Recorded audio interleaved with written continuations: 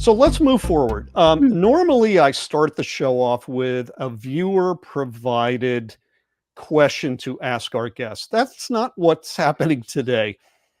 What's happening today is I heard or I read and then later heard you talk about a new concept that you mm. had created that we want to talk about today. And it is called relational intelligence. So I'm hoping you can first tell us what you mean by relational intelligence or RQ, and how can it aid people at work? Okay, awesome. And this is like such a great topic to speak about, particularly kind of where we are today. So I think by the end of our conversation today, Dan, I Mm, think our viewers will have a very important skill, a tool, or a lens with how to see themselves in their work as a hmm result of this conversation. And I think to explain it, it's probably good to give a little more kind of context for how I got here and how I got to the term the relational intelligence. So big picture stuff, my work at Sway, which is my day job, hmm is and has been for the last several years working with inside companies, enterprise level companies, working with their teams, their managers, and their individual contributors, Right. and training them and helping them to figure out the essential question of how do we work together in this new way of working, which Right. really comes down to when we're not together all the time, how do we learn to connect, communicate, and collaborate and learn it and understand it as a skill. So the last couple of years, I've deployed this way of thinking and workshops and seminars and talks and you name it. And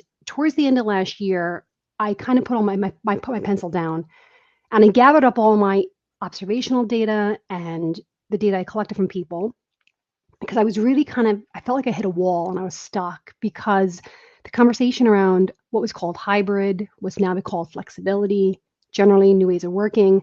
It felt like the conversation, the movement was hitting a wall. It was stalling. Mm, And having been in the weeds with folks for so long, I really wanted to question and challenge myself to understand what is the actual problem we're solving? Like, what is it that is so hard for us to understand? So I literally dove into my data and I had a really introspective process of what I thought the problem was. And what I landed on through all my research and data points was it's the lack of or the need to learn to be relationally intelligent is the core key fundamental skill in our future of work. And it's what's hmm going to determine success or not in our new models of work and our new ways of working. And I included a few slides here, Dan, to kind of help our viewers understand it if you want to kind of switch over Sure, to we'll them. get right to it. Here we go.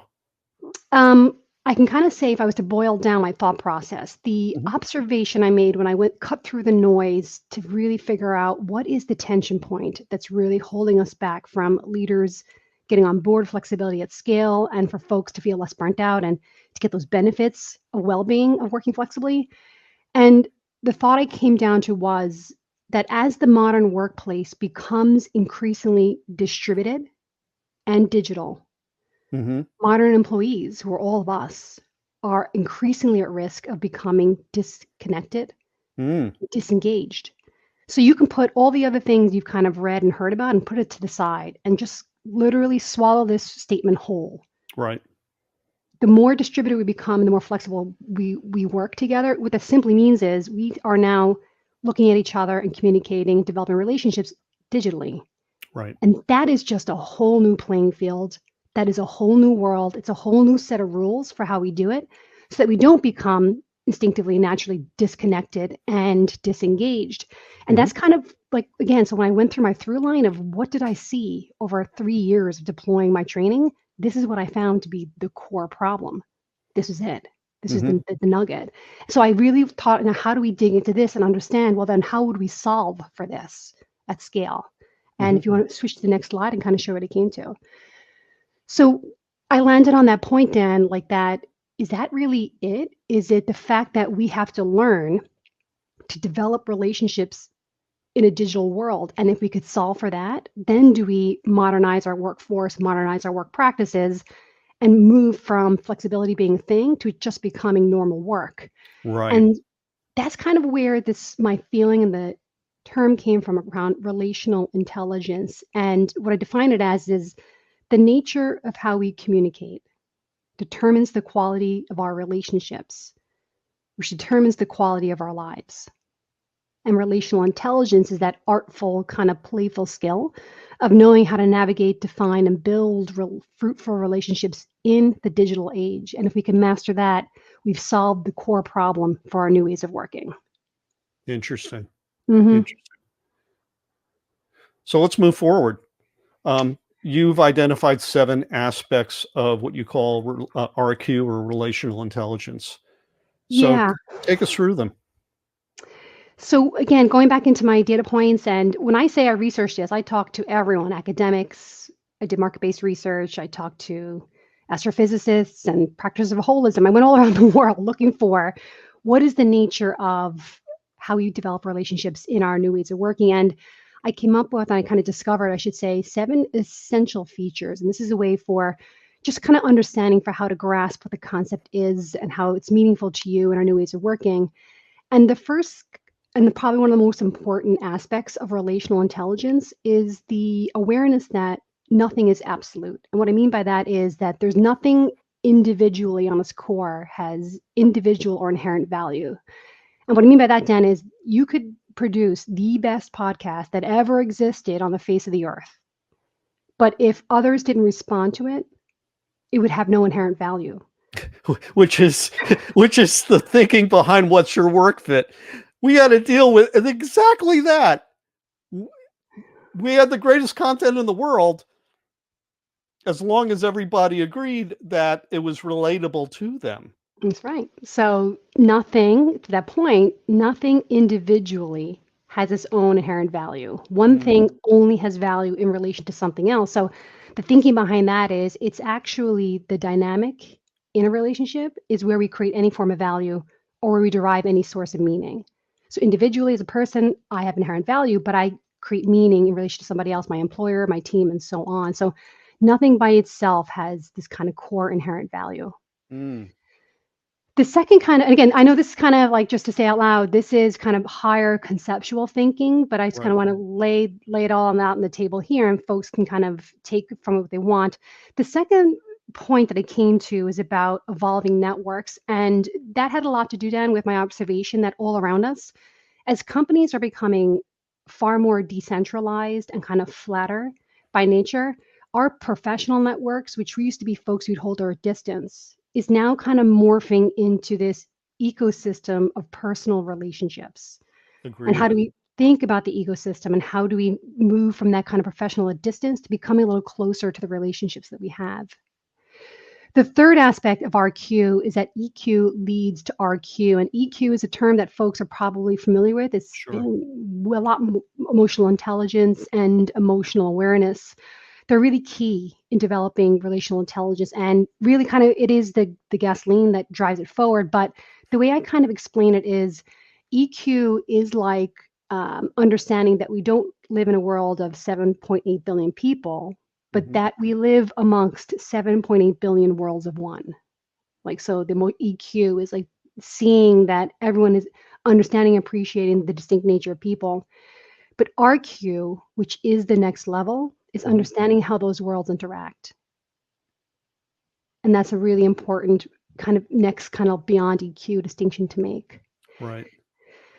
The fourth part is that we are kind of very multidimensional beings. And what I mean by that is relationships, at the end of the day, your net value is kind of the nature and quality of relationships that you have. And if that is the case, we tend to run in the same circles. Like, we tend to run with our college friends and our high school friends and our neighbors. But we are multidimensional beings. And I think that there are a lot more sides and shades of flavors to us than we tend to give ourselves credit for.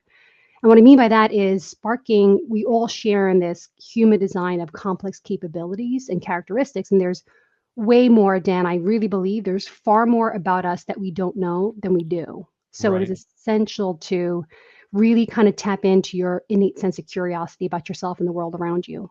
Right. The fifth kind of core aspect of RQ is understanding trust, and trust as a foundation. And it is, without a shadow of a doubt, what I've understood through my work is that there is no relationship that exists without trust, authentic trust.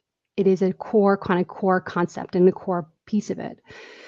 The sixth part of RQ is the concept of branching out. And this is kind of like building on the point I made earlier that we tend to run in our familiar circles, but the world is huge. It is vast and it's moving fast. And it's about our ability, our kind of our capacity and our willingness to reach out to new people, to broaden those networks that can provide us new experiences. And with new experiences comes that realization of the other sides of ourselves that we may not necessarily know, and strengthening the relationship that you have with yourself, which really impacts how we show up in our professional and also in our personal lives.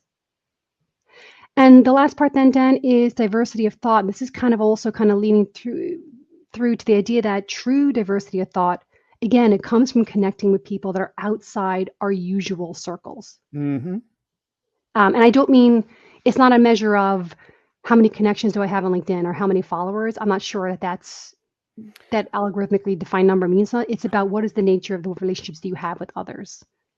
Okay. And I think 6 and 7 to me really ring the bell. And that is because, I mean, you talked about how inherently we start off as tribal. You mentioned how you'll hang out with your fellow alumni from college. You know, my platform is my summer camp alumni group, which is 500 strong. And yet I look at the relationships that I've had, Denise, over the past 5 years. And oh my goodness, has that changed? The people like you who I am in touch with on a perpetual basis, either on LinkedIn or sending you text messages or on WhatsApp or eventually face to face, those relationships are in many respects novel. They pretty much happened in the last 12 to 24 months. And that is because I think we who are observers of the dynamic workplace are seeking others out who are thinking about the same vexing problems. That may be how you and I got together. It's certainly the case with others that I have become friendly with on platforms like LinkedIn. The people that I am in touch with now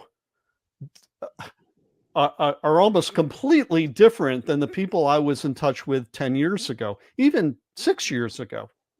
Do you And find that? yes, you and I share in that for sure. Yeah, I Yeah. think that you and I have been living this RQ for the last couple of years, but then you have to, I think the thing to remember here is that you and I and our fellow peers in our space around the future of work, Yeah. we've had that kind of, because when you're outside of a structured organization or a defined role, you know, you have that freedom to pursue your sense of curiosity and find folks and whatnot and develop those relationships. But I think sometimes when you're in larger structured orgs and you have a role, a defined role, and you're not doing the same thing every day, but Yeah. you're working with teams with certain mandates and goals, I think sometimes it's new news, I think, that it's just an imperative in our new ways of working to develop that skill of relational intelligence and be able to branch out beyond your LinkedIn network to find people in your space around you that can help you understand something new, that can help you learn something new, that can help, you can lean in and learn, help somebody else learn something new. How do we develop relationships? So, but even at its core, if I bring Yeah. it back to my day-to-day work, it is the rate of change of people within companies is quite high. And that's Right. one of the biggest things I saw. Like there are folks that have never met their teammates in person, Right. that have only ever known them as a digital card, because sometimes cameras aren't even on. And there's been like folks I've worked with told me like it's kind of embarrassing. They might get eventually to a team meeting and bump into somebody and be embarrassed because they don't even know, they didn't know who they were, even though they might have traded emails with them for almost a year. So the question is, how do we switch our mind to understanding how do we develop relationships with people in the digital age? And if we can solve for that, then we solve for a lot of the friction and our new ways of working, and then flexibility has the potential to become the norm.